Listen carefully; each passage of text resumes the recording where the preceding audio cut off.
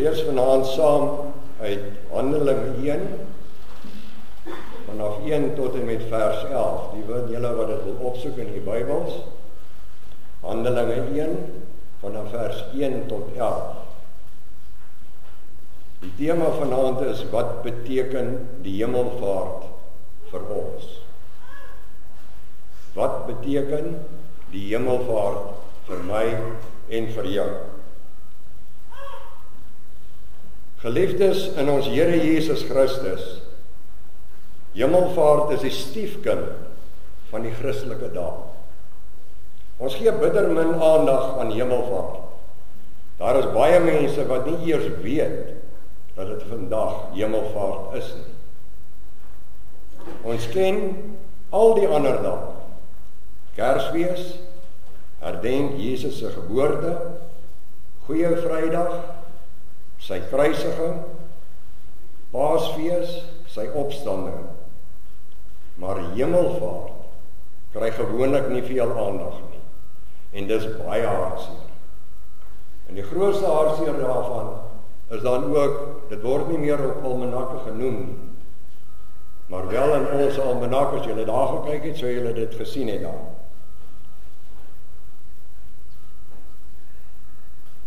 As jy nie hemelvaart herdenk nie, dan is dit soos iemand wat 'n pragtige huis gebou het, maar nooit intrek en daarin woon nie.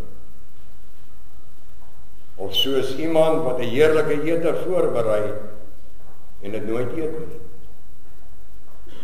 Ek wil die vergelyking maak en sê, die verhaal van ons Here Jesus se geboorte, sterwe, opstanding en hemelvaart is soos 'n handgranaat. En die hemelvaart is die pennetjie wat uitgetrek word wat die bom laat ontplof. As dit nie was vir die pennetjie wat uitgetrek word nie, het jy 'n bom gehad wat niks kon doen. Hemelvaart is die gebeurtenis wat plaasgevind het, wat alles wat die Here Jesus kom doen en leer het, saam kom vat en sin gegee het. Kom ons kyk dan so 'n bietjie na wat leer ons uit Handelinge 1 uit. Die engele vra in vers 11. Ek wil net dit vir eers lees dan. Ek het nou net 'n kort opsomming gedoen en dan gaan ons begin. Kom ons lees dan net uit Handelinge 1 tot 1 vers 11. Die eerste verhaal, Theophilus, het ek opgestel oor alles wat Jesus begin doen en leer het. Tot op die dag dat hy opgeneem is, nadat hy aan die apostels wat hy uitverkies het, deur die Heilige Gees bevele gegee het, aan wie hy ook na sy lyding hom lewend vertoon het deur baie kentekens. Terwyl hy gedurende 40 dae aan hulle verskyn het en oor die dinge van die koninkryk van God gepreek het.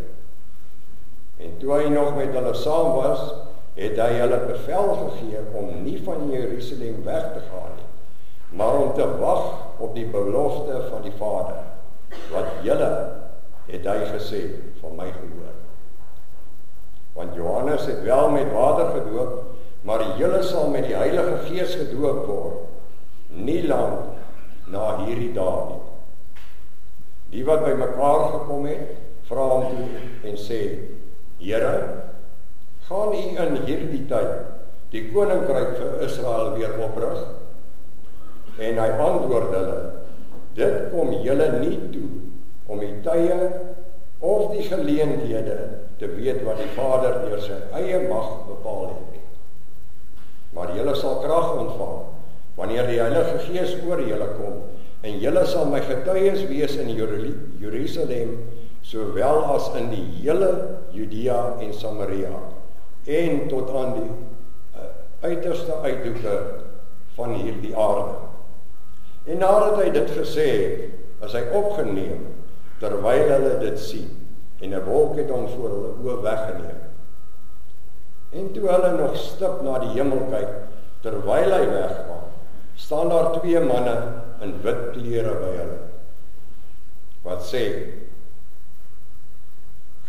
Galesiese manne, waarom staan julle en kyk na die hemel? Hierdie Jesus, wat van julle opgeneem is in die hemel, sal net so kom soos julle hom na die hemel sien wegvaar het. Tot sover toe.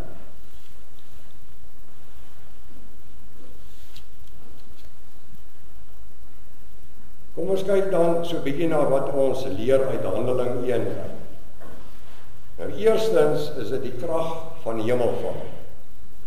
Die engele vra in vers 11 aan die disippels, waarom staan julle en kyk na die hemel? Ek dink almal van ons sou seker gestaan en staar het. Waar sou jy nou anders gekyk het? Jy sien, soos baie van ons het hulle ook nie mooi verstaan wat gebeur het. Hulle het die hemelvaart van Jesus as 'n negatiewe gebeurtenis beleef. Hulle het gevoel, hulle leier, hulle Messias gaan weg van hulle. Hulle het nie verstaan dat dit tot ons voordeel sou wees. Die engele se woorde is eintlik 'n tipe vermaaning aan die disippels om vir hulle te sê, moenie hier rond staan en staar na die hemel nie en hartseer wees nie. Wees bly en opgewonde. Hierdie is nie 'n negatiewe gebeurtenis nie, maar 'n positiewe. Lukas 24 vanaf vers 50 tot 53 vertel ook van die hemelvaart. En daar sien ons dat die disippels na 'n ruk uiteindelik verstaan het wat gebeur het. En hulle het met blydskap na Jerusalem gegaan en die Here geprys en aanbid. Geliefdes, as jy nou eerlik moet sê hoe jy voel oor hemelvaart, dan sal baie waarskynlik erken, hulle is nie buitengewoon opgewonde oor hemelvaart. Ek meen dit is nou nie soos Kersfees of Paasfees nie, dit is vir ons maar net nog 'n dag. En dis waarskynlik omdat jy nie ten volle verstaan wat die hemelvaart beteken. Hierdie is werklik iets om oor bly en opgewonde te wees. Want hemelvaart is nie 'n negatiewe gebeurtenis nie, waar mens moet dink, Jesus het nou weggegaan en nou is ons weeskinders. Hemelvaart is nie 'n afwesigheid van Jesus nie, maar eerder 'n intensifisering van Jesus se teenwoordigheid. Daarom het baie mense, soos die disippels aanvanklik, staan en staar en nie weet wat om te doen nie, want hulle verstaan nie hemelvaart nie. Hulle staan en wag vir iets om te gebeur. Hulle dink Jesus is weg en ons moet nou maar wag totdat hy weer terugkom, terwyl hulle eintlik moet besig wees om die Here te dien en sy koninkryk uit te bou. Want die krag van die hemelvaart lê juis daarin dat ons nie alleen gelaat is nie, maar nou die Heilige Gees ontvang het en nou soveel meer van Jesus het as vroeër. Sy Gees woon en werk in elkeen van ons. Dis die krag wat ons ontvang volgens hierdie teks. Ten tweede, wat is die aard van die hemelvaart? Wat beteken die hemelvaart? As ons sê Jesus het opgevaar, wat is die aard daarvan? Dit is verseker nie dat Jesus 'n ruimtevaarder geword het. Dit is nie wat die bedoeling is nie. Die opvaar na die hemel om aan die Vader se regterhand te gaan sit, beteken dat Jesus opgevaar het buite tyd en buite ruimte. Hy is nie meer gebind aan tyd en ruimte nie. Hy is nou in die hemel. En nou verander sy verhouding met die mens. Hy is gebore as mens en het met die mense saamgeleef in 'n verhouding mens tot mens maar nou verander dit. Nou gaan sit hy aan God die Vader se regterhand. Hy vaar op. Dit is met ander woorde 'n troonbestuiging. My broer en suster, wat beteken 'n troonbestuiging? Wat beteken 'n troonbestuiging? Kom ek verduidelik met 'n voorbeeld. Julle onthou koning Elisabeth van Engeland wat tot sterwe gekom het. Toe was daar mos 'n groot ding gemaak toe Prins Charles die koning geword het. Die van julle wat dit op TV gekyk het, sou onthou daar was 'n stoel, 'n fisiese stoel, en hy het dit met 'n staf en so goue bal in sy hand, het hy op hierdie stoel gaan sit. Daarmee was dit amptelik. Hy is koning. Hy is die nuwe koning nou van Engeland. Dit beteken nie elkeen wat op die stoel sit, word outomaties koning. Dit is 'n simboliese gebruik.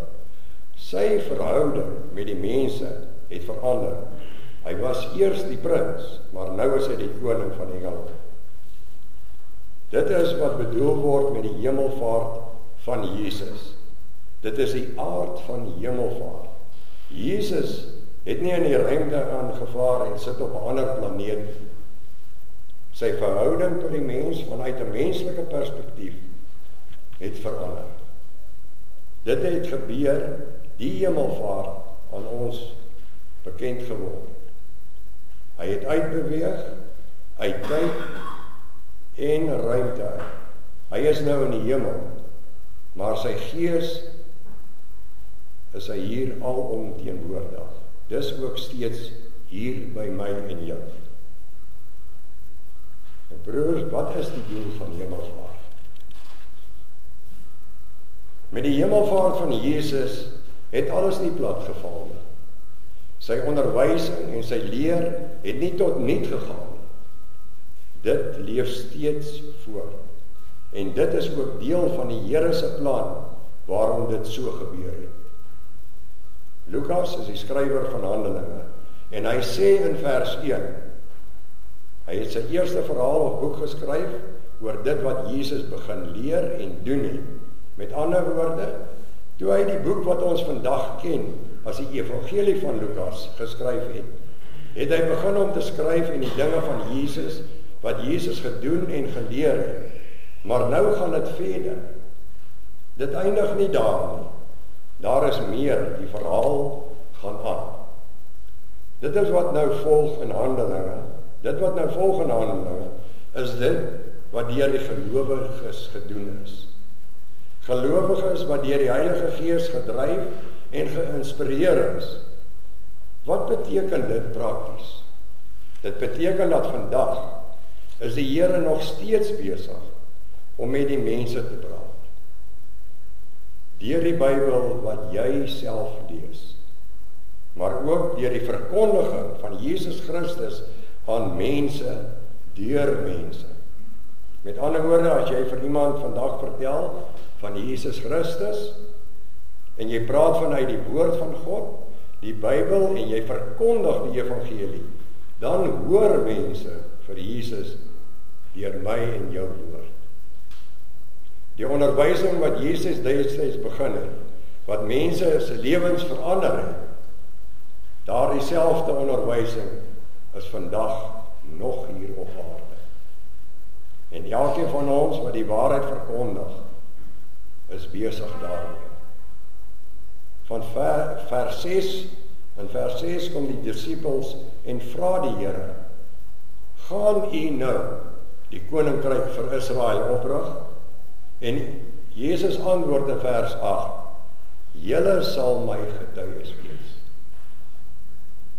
Julle sal my getuies wees. Met ander woorde, Here, gaan u nou vir ons die koninkryk oprig? Nee, sê hy, julle gaan dit doen. Julle is nou my voete en my hande en my verkondigers. Dit is hoe ons die hemelvaart moet sien.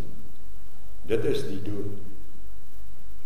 Die handgeraadse pennetjie is uitgetrek met die hemelvaart.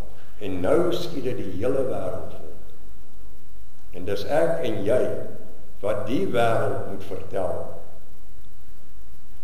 Die Heilige Gees is in my en in jou. Ons moet vertel en getuies wees. Ons is nou verteenwoordigers of ambassadeurs vir die Here. Ons is die wat nou die koninkryk moet uitbou. Natuurlik deur die krag van die Heilige Gees wat ons lei. Maar ons is nou die wat ander moet leer, soos Jesus die mense geleer het. En dit behoort ons elkeen in die eerste plek baie nederig te maak. Want as jy sê jy is 'n Christen, dan gaan mense na jou kyk, na jou optrede, en jy gaan as verteenwoordiger van Jesus gesien word. As jy 'n lelike beeld uitstuur, dan beskadig jy Jesus se beeld.